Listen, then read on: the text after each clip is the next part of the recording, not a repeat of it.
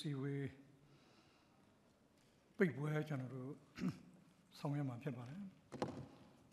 အဆွေတော်ဘင်းမင်းများအဆွေတော်များနဲ့ကိုယ်စားလှယ်များခင်ဗျာကျွန်တော်တို့အနေနဲ့24ကြိမ်မြောက်အာဆီယံထိပ်သီးအစည်းအဝေးပြည်စည်းခဲ့ပြီဖြစ်ပါတယ်ယခုနှစ်တွင်မှာပထမဆုံးကျင်းပတဲ့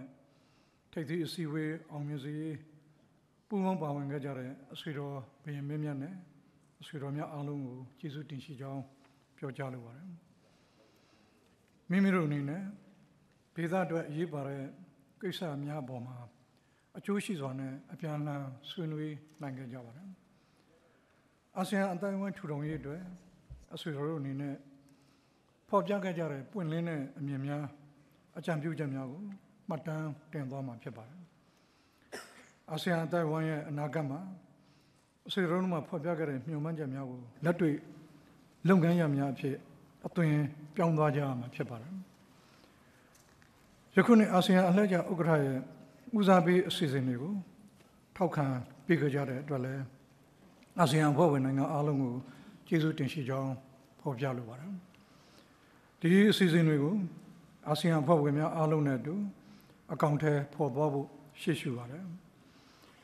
အာဆီယံခေါင်းဆောင်များရဲ့သီးသန့်အစည်းအဝေးအတွင်းမှာပွင့်လင်းစွာအမြင်ဖလှယ်မှုများဟာလည်းဒေသတွင်းနဲ့နိုင်ငံတကာကိစ္စရပ်များစုပေါင်းဖြေရှင်းရေးဆွေးနွေးဘက်များနဲ့ပုံမှုဆက်သွယ်ဆောင်ရွက်ရေးတို့အတွက်များစွာအကျိုးရှိစေခဲ့ပါတယ်